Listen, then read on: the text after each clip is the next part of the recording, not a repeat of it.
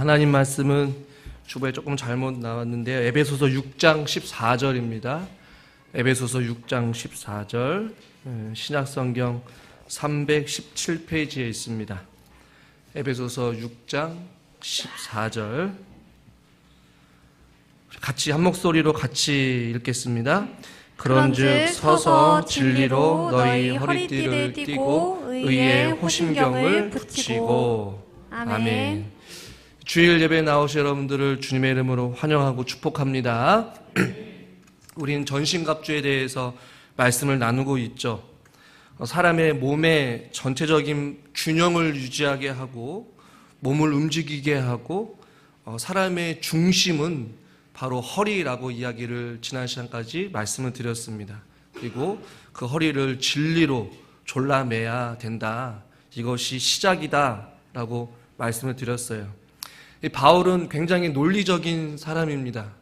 그리고 그가 감옥에 갇혔을 때에 로마 군사들이 착용했던 그 모습들, 갑주를 보고 군인들의 그 어떤 특징 등을 통하여서 그가 하나님의 말씀을 통하여서 저와 여러분들에게 하나님의 전신갑주에 대해서 비유적으로 말씀하고 있는 것이죠.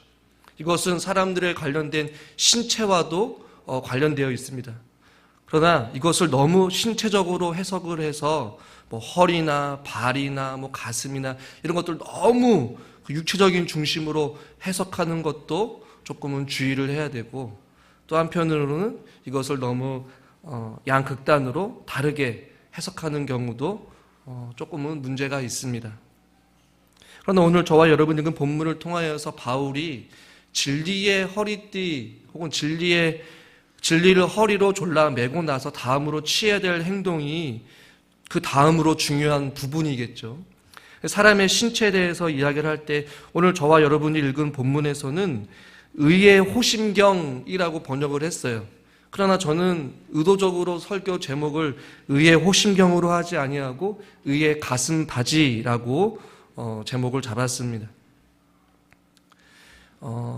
다양하게 해석을 번역을 할 수 있는데 대부분이 한글 성경은 호심경이라는 번역본보다는 가슴바지 혹은 가슴막이 혹은 조금 더 쉽게 표현하면 가슴갑옷이라고 번역을 합니다. 혹은 가슴에 대는 방패라고도 번역을 해요. 유일하게 개역 개정에만 호심경이라고 이야기를 했어요. 현대와 조금 어울리지 않는 표현이기도 한 것 같습니다. 호심경에 대해서 구체적으로 설명할 사람이 누가 있겠어요? 우리에겐 좀 익숙지 않은 단어예요. 그래서 현대어 성경이나 쉬운 성경, 우리말 성경, 새하늘 성경, 우리나라의 다른 좀 번역본을 보면 가슴바지, 가슴막이 혹은 가슴갑옷, 가슴에 대는, 무엇을 강조하고 있냐면 가슴을 강조하고 있어요. 그것은 적군의 화살을 막기 위함인 것이죠. 일반적으로 가슴이라고 하면 사람의 몸통을 이야기합니다. 그러니까 바울은 이 허리, 사람의 삶의 중심, 움직임의 중심인 이 허리를 진리로 졸라맸다면 이제 그 다음으로 중요하게 갑옷을 입어야 되는데 이 갑옷은 바로 가슴을 보호하는 것인 것이죠. 여러분, 가슴에는 여러 가지 이 사람 안에 있는 기관들이 있습니다. 이 모든 것들이 가슴 몸통에 있어요. 근데 가슴 부위에 사람에게 가장 중요한 신체 부위가 여러분 어디일까요? 예? 어디예요? 예? 허리, 가슴. 이 기관 중에서 어디예요? 예, 심장이잖아요. 뭐 어려운 질문이에요, 제가? 심장이 제일 중요하잖아요. 사람이 호흡이 없고 심장이 멈추면 제일 먼저 하는 게 CPR이잖아요. 가슴 부위에는 심장이라는 게 있고 또 하나 중요한 기능이 여러 가지 다 중요하지만 폐가 있어요. 생명을 유지하는데 심장과 이 폐는 굉장히 중요한 기능을 하죠. 물론 다른 기관도 마찬가지지만 영적인 싸움에서 가슴 혹은 심장 하면 여러분 무엇이 떠오릅니까? 사람의 마음이 떠올라야 되는 것이죠. 그러니까 육체적으로 좀 해석을 해보면 사람의 몸속에서 가장 중요시하게 여기는 그 심장을 가슴에 대는 방패 혹은 가슴 바지로 막아야 되는 것이고, 영적인 싸움의 입장에서 보면 사람의 마음을 지키는 것이 중요하다라고 성경은 우리에게 말씀하고 있는 것 같습니다. 사람의 마음을 통해 우리의 생각과 우리의 기분과 우리의 감정이 바뀌게 돼요. 그리고 그것을 통하여서 우리의 생각과 마음과 감정이 무엇으로 표출됩니까? 말로 표출되고 또 행동으로 표출되는 것이. 그렇기 때문에 사람의 심장이 생명을 유지하는 데 중요하듯이 우리의 믿음 생활을 하는 데 있어서 마음을 지키는 것이 굉장히 중요해요. 그래서 마음을 지켜라. 생명이 이에게서 나기 때문이다 라고 말씀하는 것은 동일한 의미인 것이죠.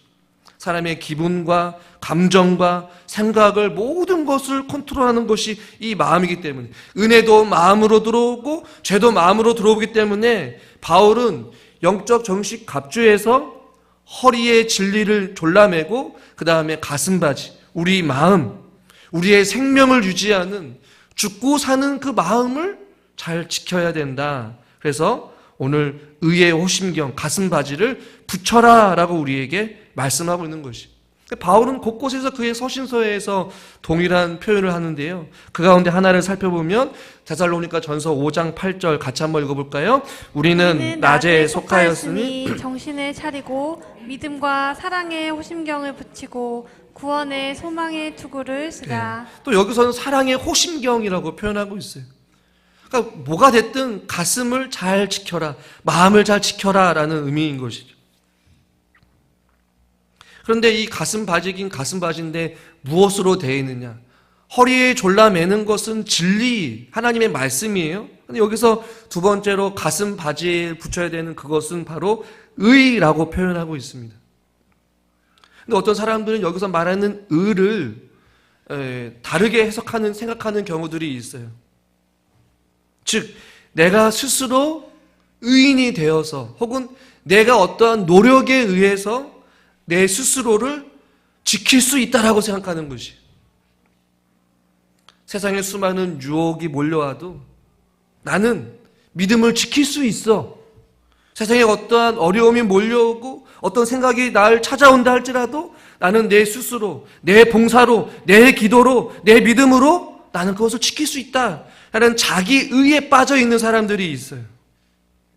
여기서 말하는 의의 호심경을 할 때 이 의는 자기 의를 의미하는 것이 결코 아닙니다. 왜냐하면 성경에서 뭐라고 말씀하고 있어요? 의인은 없나니 하나도 없다. 우리 인간에게는 죄의 문제를 스스로 해결하거나 그 사단의 공격을 스스로 이길 수 있을 만한 능력이 있다라는 거예요? 없다라는 거예요? 없어요. 전혀 없습니다. 우리 인간에게는 사단을 능가할 만한 재능이나 어떠한 기술이나 그런 것이 없다라는 거예요. 그러나 자기의 행위로, 노력으로 의롭게 되어서 자기 자신을 지킬 수 있다라고 착각하는 것이죠. 자기 의를 붙들기 쉽습니다. 그러니까 죄인들에게는 항상 하나님과 같이 되고자 하는 마음이 있어요. 아유, 내가 그래봐도 신앙생활을 몇 년 했는데, 아유, 내가 목사님 권사직분 받은 지 몇십 년이 되었는데, 아유, 목사님 걱정하지 마세요. 충분히 나는 이겨낼 수 있습니다. 그릇된 자신감은 일종의 자기 기만이다 라는 것이에요. 여러분, 스스로 자기 자신을 바리새인이라고 말하는 사람은 아무도 없습니다. 그러나 자기도 모르게 바리새인이 되어가는 거예요. 그러나 열심히 하면 할수록 십자가의 은혜로부터 점점점 멀어지는 경우들이 너무나도 많아요. 누가복음 18장에 보면 세리와 바리새인의 기도가 나옵니다. 그런데 바리새인의 기도를 보면요, 뭐라고 기도하냐? 나는 다른 사람들과 다르다라는 것이. 도색과 불의와 또한 간음을 하지 않는 자들과 같지 아니하고 일주일에 2번씩 금식하고 소득의 11조를 이웃을 통하여서 내 모든 것을 드렸다. 내 의지, 내 의를 드러내는 것이죠. 나는 경건합니다. 신앙심이 깊습니다. 그러므로 나는 이겨낼 수 있습니다. 자기의 의를 자랑해요. 바울도 과거에는 그렇게 스스로를 생각했습니다. 빌립보서 3장 4절부터 교독해보면 이렇습니다. 제가 4절을 읽죠. 그러나 나도 육체를 신뢰할 만하며 만일 누구든지 다른 이가 육체를 신뢰할 것이 있는 줄을 생각하면 나는 더욱 그리하리니 나는 8일 만에 할례를 받고 이스라엘 족속이요 베냐민 지파요 히브리인 중에 히브리인이요 율법으로는 바리새인이요 같이 읽죠. 열심으로는 교회를 박해하고 율법의 의로는 흠이 없는 자라. 아멘.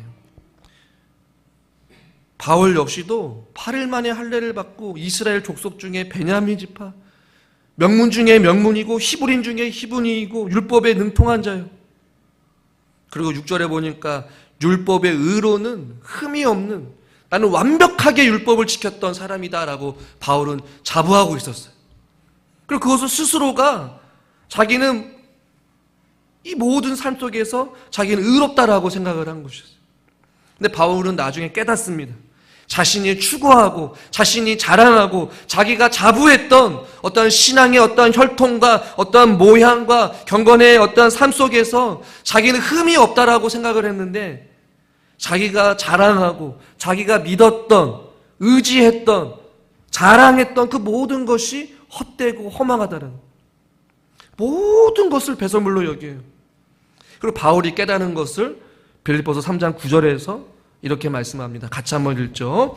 그 안에서 발견되려 함이니 내가 가진 의는 율법에서 난 것이 아니요 오직 그리스도를 믿음으로 말미암은 것이니 곧 믿음으로 하나님께로부터 난 의라. 아멘.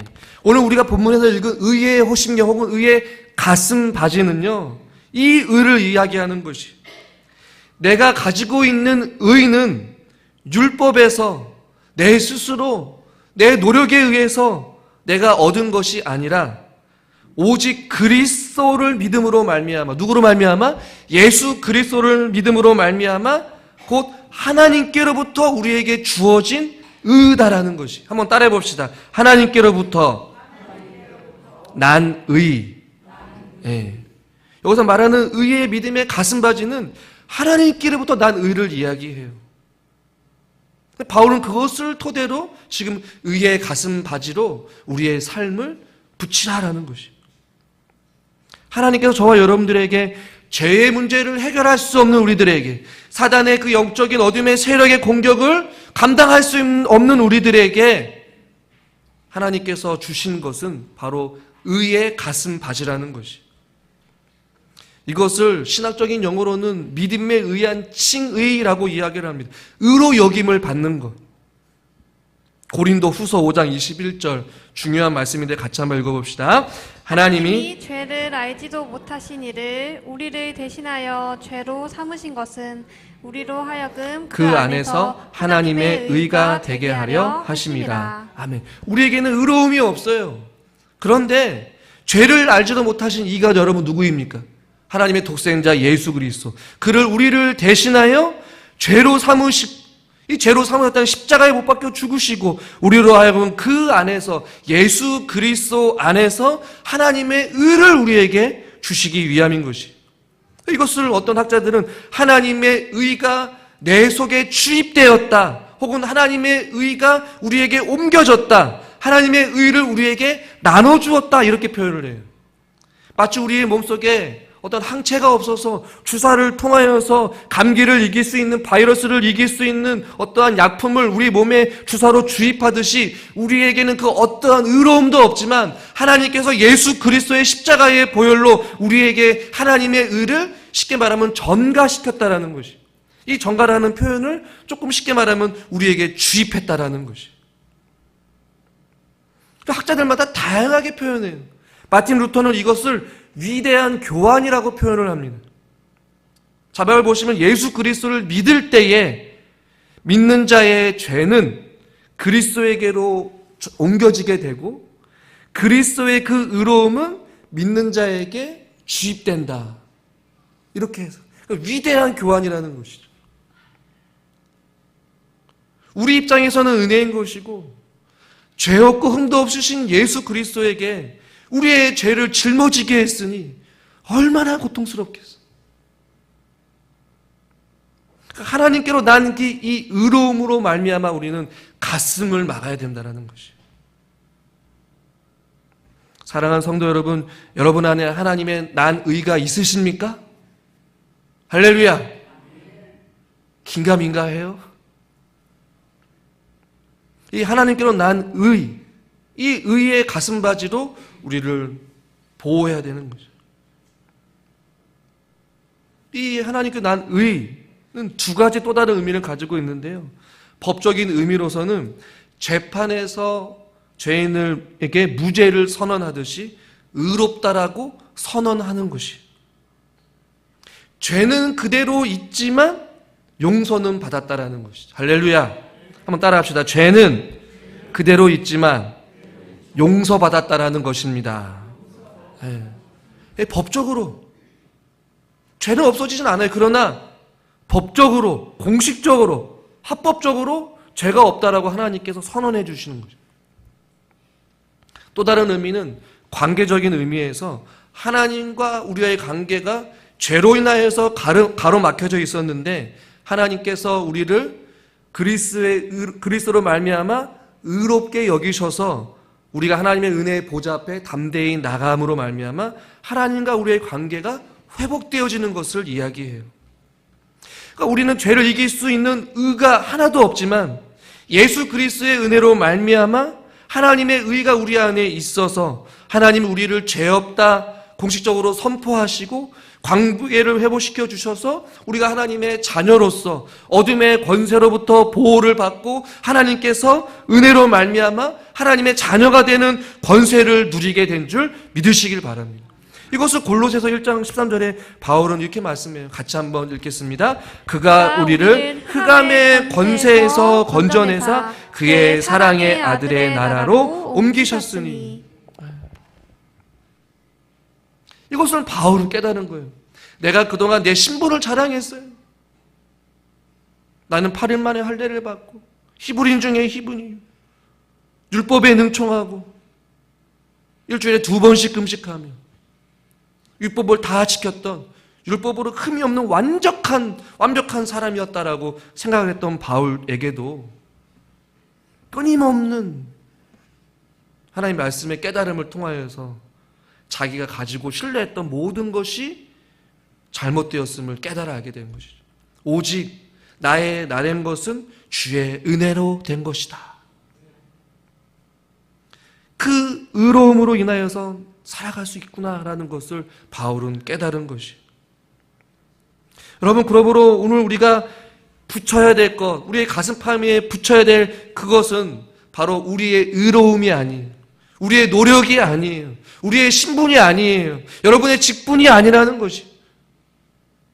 바로 하나님께로부터, 즉 예수 그리스도로 말미암아 하나님께서 우리에게 주어진 이 놀라운 의를 통하여서 저와 여러분들이 살아가게 될 줄 믿습니다. 그러나 여전히 이 악의 영들은요, 우리를 참소하고 있어요. 이 참소라는 단어가 조금은 어렵지만 이 마귀의 참소가 우리에게 끊임없이 일어나고 있습니다. 참소라는 단어의 뜻은 남을 헐뜯어서 죄가 있는 것처럼 고하여 바치는 것을 의미해요. 그러니까 죄를 들추어내서 고발하는 것이죠. 사단은 계속해서 고발해요. 요한계시록 12장에 보십시오. 이렇게 말씀하고 있습니다. 같이 한번 읽겠습니다. 우리 형제들을 참소하던 자, 곧 우리 하나님 앞에서 밤낮 참소하던 자가 쫓겨났고. 네. 하나님 앞에서 밤낮 참소하던 자가 누구입니까? 악의 영들이에요. 계속 고발하는 것이죠. 하나님 보세요. 누구누구를 보세요. 마귀의 참소로 인하여서 끊임없이 우리들에게 불화살을 계속해서 던지는 것이에요. 우리를 정죄하는 것이. 너는 죄인이야. 너는 쓸모없어. 너는 왜 그 모양이야. 믿음 생활 그렇게 해서는 천국 못 가. 계속해서 우리를 고발합니다. 어떻게 그렇게 믿음 생활을? 잘못된 거야. 우리를 속이고 우리를 공격합니다. 끊임없이 우리를 넘어뜨리는 것이죠. 교묘하게, 악랄하게, 치밀하게, 수시로 우리를 참소합니다. 그러나 바울은 그것을 알고 있었어요. 바울 안에도 끊임없이 자기 안에서 싸우는 게 있었죠. 한쪽에서는 생명과 성령의 법이 하나님의 말씀을 따르려고 하지만 죄와 사망의 법이 있어서 계속해서 세상으로 향하게 하고 불순종하게 하고 낙심하게 하고 하나님을 멀어지게 하는 그 마음이 두 안에서 끊임없이 싸우고 있다는 것이. 여러분의 이런 싸움이 있으십니까? 한쪽에서는 생명과 성령의 법이 있어서 하나님의 말씀을 따르려고 하고 의의 법을 따르려고 하고 말씀에 순종하려는 그런 거룩한 마음이 있는 반면에 한편으로는 세상의 즐거움과 세상의 이치를 따라서 쉬운 길을 선택하고 십자가를 내려놓고 편안하게 안주하면서 살아가려는 인간적인 마음, 죄와 사망의 법, 생명과 성령의 법이 끊임없이 우리 안에 싸우고 있는 것이에요. 마귀는 계속해서 우리 가슴에 불화살을 쏘는 것이죠. 넘어져라. 포기해라. 쉽게 믿음 생활해라. 타협해라. 우리를 정죄하는 것이, 우리를 속이는 것이죠. 로마서 8장 1절에서 바울은 믿음으로 선포합니다. 한번 따라 같이 읽겠습니다. 그러므로 이제 그리스도 예수 안에 있는 자에게는 결코 정죄함이 없나니. 누구의 정죄입니까? 누구의 참소예요? 악의 영들이에요. 악의 영들이 계속 우리를 하나님께 고발해요. 정죄하는 것이죠. 그러나 예수 그리스도 안에 있는 자들, 의의 가슴박이로 똘똘 뭉쳐있는 사람들은 하나님께서 이미 의롭다 여기셨기 때문에 죄가 없다라는 것이에요. 하나님이 우리를 인정해 주셨어요. 그러나 사단은 끊임없이 우리에게 요구합니다. 바울은 그것에 대해서 심한 갈등이 있었어요. 그래서 오라, 이 사망의 공고한 곳에서 누가 나를 건져내려. 그러면서 바울은 최종적으로 로마서 8장 동일하게 33절에 이렇게 이야기합니다. 같이 한번 읽겠습니다. 로마서 8장 33절. 자막이 없네. 제가 읽어드릴게요. 누가 능히 하나님께서 택하신 자들을 고발하리요 의롭다 하신 이는 하나님이시니. 할렐루야. 그러니까 바울은 선포하는 거예요. 누가 능히 하나님께 택하신 자들을 고발하겠냐라는 것이죠. 하나님께서 법정에서 의롭다라고 쾅쾅쾅 선언하셨어요. 그리고 하나님께서는 관계를 회복하시고 흑암의 권세에서 우리를 하나님의 아들의 나라로 옮기셨어요. 이미 그렇게 해주셨어요. 신분의 변화를 두셨죠. 그러니 하나님께서 택하신 자들을 누가 고발하겠냐라는 것이. 의롭다 하신 이는 하나님이시니 나는 당당하다라는 것이죠. 그래서 바울은 오늘 본문을 통하여서 의의 가슴바지를 붙여라라는 것이죠. 너의 어떤 노력에 의해서 보호하는 것이 아니라 하나님께로부터 그 난 의로 말미암아 우리의 가슴을 보호하라라고 바울은 이야기하는 것이죠. 의의 가슴바지가 저와 여러분들을 어떻게 보호할까요? 여러 가지가 있겠지만 저는 우리의 삶 속에서 가장 많이 일어나는 두 가지만 말씀드리면, 첫 번째는 이 의의 가슴바지가 우리를 감정의 변화로부터 저와 여러분들을 지켜주십니다. 할렐루야. 감정의 변화, 혹은 우리의 마음이라고 표현하고 싶은데요, 여러 가지 다른 방법으로 사단은요 저와 여러분들의 감정을 분열시키고 무너뜨리고 파괴하는 것이 있어요. 저도 오늘 잠자면서 이 꿈속에서 막 시달렸어요. 주일날 설교를 해야 되는데 설교 자막이 완전히 다르게 준비가 되어 있고 설교 원고가 없어지고 막 사람들은 막 떠나가고 막 이런 꿈에 막 시달려서 저와 여러분들이 살아가면서 하루에도 수천 번, 수만 번 우리의 감정의 마음의 생각이 바뀝니다. 지금 앉아있는 이 순간에도 마찬가지인 것이죠.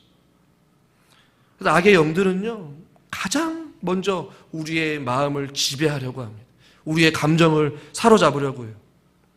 여러분, 감정이 혹은 우리의 마음이 분열되거나 혹은 넘어지게 되면 어떻게 될까요? 우리의 생각이 긍정적이지 못하고 부정적으로 바뀌게 되고, 그것을 통하여서 우리의 언어가 어떻게 됩니까? 부정적인 언어, 남을 정죄하는 언어, 남을 비판하는 언어로 바뀌게 되는 것이. 그리고 그 생각들이 삶으로 이루어지게 돼서 불순종으로 바뀌게 되는 거예요. 그러니까 사단이 쉬운 방법을 우리에게 선택하는 것이죠. 아하, 저 권사님을 보니까 지금 이 순간에 마음을 탁 건드리면 되겠어. 아주 그곳에 그 찰나에 화살을 던지는 거예요. 순식간에 마음이 무너져서 가만히 내버려둬도 알아서 그 마음이 무너져서 말로 행동으로 불순종하게 만드는 것이죠. 여러분, 마음이 한번 무너지게 되면 그 사람 말릴 수 없습니다. 아무도 못 이겨요. 이미 내가 마음이 시험에 들었는데 어떻게 하겠어요? 그럴 때는 내버려둬야 돼. 깨달을 때까지. 여러분, 그렇지 않습니까? 저는 교회에서 많은 성도님들을 상대하면서 제가 깨달은 것이 있어요. 순간 마음이 격해지고 감정이 무너지게 되면요, 무슨 소리를 해도 안 들려요. 장로님이 가도 권사님이 가도 목사가 가도 소용없어요. 이미 내 감정이 상했으니 서운한 감정을 주체할 수가 없는 거예요. 그럴 때는 그 감정이 사그랄 때까지 내버려둬야 돼요. 그것을 깨달아서 가서 타일르고 설득하고 안 돼요, 안 돼요. 그만큼 무서운 거예요. 자, 두 번째는 낙심에 대하여서 우리들을 보호하여 줍니다. 이 낙심은 크게 두 가지 낙심이 있는데요. 사단에 대해서 연구한 책들을 보면요, 사단이 제일 많이 사용하는 방법 중에 하나가 이 감정을 흔드는 방법이 또 하나 있고, 두 번째는 사람들로 하여금 낙심하게 만드는 건데, 이 낙심에는 두 가지의 낙심이 있어요. 첫 번째 낙심은 영적인 침체에 빠뜨리는 낙심이 있습니다. 하나님의 말씀을 의심하게 해요. 마귀가 제일 자주 사용하는 방법 중에 하나입니다. 그리스도를 믿지 못하게 하는 것이죠. 기도를 하는데 응답이 없어요. 말씀을 붙잡고 살아가려고 하는데 삶이 자꾸만 어려워져요. 그래서 결국에는 이렇게 신앙생활에서 뭐 할까? 신앙생활의 기쁨이 사라지고 예배에 대한 간격이 없고 십자가에 대한 어떤 깊은 은혜가 떠나지게 해서 영적인 침체에 빠지게 하는 것이. 일어설 수 없게끔 철저하게 무너뜨리는 것이. 또 다른 낙심은 무엇이냐면 시련과 환난을 통한 낙심이 있습니다. 갑작스러운 시련과 환난을 통하여서 낙심하게 하는 것이. 어떻게든지 믿음 생활을 해보려고 하는데 몸이 아픈 거예요. 어떻게든지 예배를 지켜보려고 하는데 그때마다 일이 생기는 거예요. 시련과 환난은 계속 주는 것이죠. 아하, 얘 이렇게 열심히 하려고 하네? 사단은 툭 던집니다. 옛다 환난을 주는 것이고, 옛다 시련을 주시는 것이고, 옛다 아픔을 주는 것이고, 피피 쓰러지는 거예요. 쉬운 상대인 것이죠. 의심하게 하고 불평하게 하고 투덜대고 하나님에 대해서, 교회에 대해서, 사람에 대해서 계속해서 우리들로 하여금 낙심하게 하고 깊은 수렁에 빠지게 해서 일어나지 못하게 정도로. 사단은 이 두 가지를 같이 병행합니다. 우리의 감정과 우리의 삶 속의 침체와 시련과 환난을 우리의 인생사의 모든 삶의 영역 속에서 사람을 통하여서, 관계를 통하여서, 건강을 통하여서, 심지어 교회 안에서도 마찬가지입니다. 은혜를 잘 받다가도 설교자의 어떠한 말 한마디에 잘못 해석해서 시험 들어서 교회를 나가는 경우들도 좀 보게 돼요. 얼마나 교묘한지 몰라요. 그러나 이 의의 가슴바지는요, 그러한 감정이 몰려올 때에 어떻게 합니까? 이기게 하는 것이. 우리의 마음이 죄와 사망의 법을 선택하지 않고 생명과 성령의 법을 선택하도록 하나님의 의가 우리에게 분별력을 주시고, 또한 결단할 수 있는 지혜도 주시고, 선택할 수 있는 의지도 허락해 주셔서 우리의 지, 정, 의 전인격적으로 하나님의 의로 무장한다면 물리칠 수 있는 것이 마음을 지켜서 하나님의 은혜를 받고 나아가는 것이죠. 그래서 중심이 되는 진리의 허리띠가 있어야지만이 그 진리로 무엇이 생명과 성령의 법인지, 무엇이 하나님께서 우리에게 요구하시는 삶인지를 알 수 있는 것이에요. 그러므로 진리로 허리를 졸라 매고 그 진리를 통하여서 그것을 분별하고 하나님의 의의 가슴바지로 그것을 물리치는 것이에요. 끊임없이 계속해서 우리를 사망으로 이끌려는 그 마귀의 참소를 우리는 하나님의 의로 보호하는 것이죠. 예수 그리스도의 이름으로 물러가라, 떠나가라. 나는 하나님을 선택하겠다. 진리를 선택하겠다. 생명을 선택하겠다. 성령의 법을 선택하겠다. 하나님의 뜻을 선택하겠다. 하나님이 기뻐하신 대로 살아가겠다.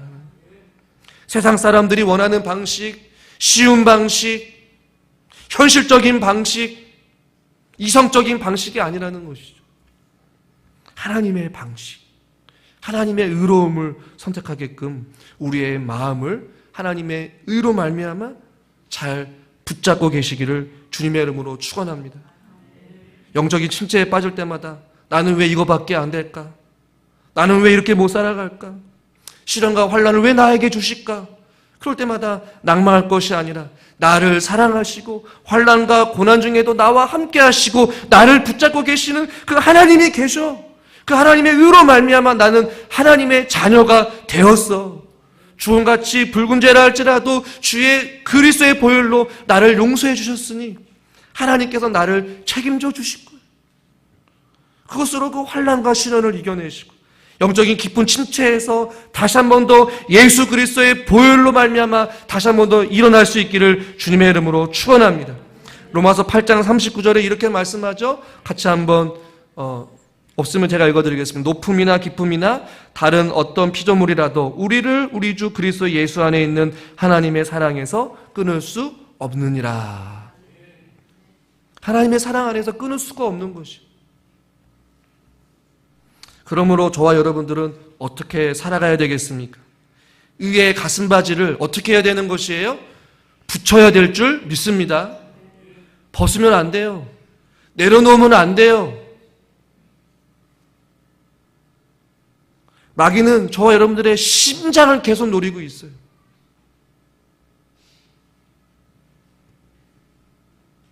여러분 살아가다가 가끔 놀라는 경우 있잖아요. 그럴 때 여러분 제일 먼저 어떻게 움츠리잖아요. 그럴 때 여러분의 손이 어디로 갑니까? 여러분의 몸이 어디로 향해요? 가슴으로 향하잖아요. 왜 그럴까요? 가슴이 중요하다고 생각합니다. 차를 운전하다가도 급브레이크를 밟고 나서 막 몸이 움츠러져요. 당당하게 가슴을 피고 놀란 사람 봤습니까? 아니에요. 이따가 다 성도님들 서로 한번 놀래켜 보세요. 어떻게 반응? 아이고야. 가슴이 중요하다는 걸 우리가 본능적으로 알아요. 그러니 사단도 우리의 가슴이 약하다는 걸 알아요. 우리의 마음이 연약하고 수시로 감정이 변하고 그러니 끊임없이 심장을 노리고 있다는 거죠. 그러므로 사랑하는 성도 여러분, 우리는 의의 가슴바지를 꼭 붙여야 될 줄 믿습니다. 절대로 떼지 마셔요. 아무리 악한 영의 세력이 아무리 강하다 할지라도 예수 그리스도의 의로 말미암아 하나님께로부터 난 그 의의 옷, 그 가슴바지를 결코 뚫을 세력은 이 세상에 아무도 없습니다. 완벽한 방패막인 가슴바지를 하나님께서 저와 여러분들에게 주신 것이에요. 때로는 누군가는 그 가슴바지가 무거워서 거추장스러워서 내려놓고 싶을 때가 있을지 모르겠어요. 그러나 주님께서 말씀하시죠. 누구든지 나를 따르려거든 권사님의 십자가, 장로님의 십자가 아니에요. 나의 십자가. 할렐루야. 한번 따라하겠습니다. 나의 십자가 지고 가겠습니다. 네. 무거울 수 있어요. 거추장스러울 수 있어요. 살아가는데 얼마나 하나님의 말씀이 우리의 삶을 거추장스럽게 하겠습니까? 이것도 안 돼, 저것도 안 돼, 이것도 해서는 안 돼. 맞잖아요. 믿음대로 살아가다 보면 쉬운 게 아니에요. 끊임없이 세상과 우리는 충돌합니다.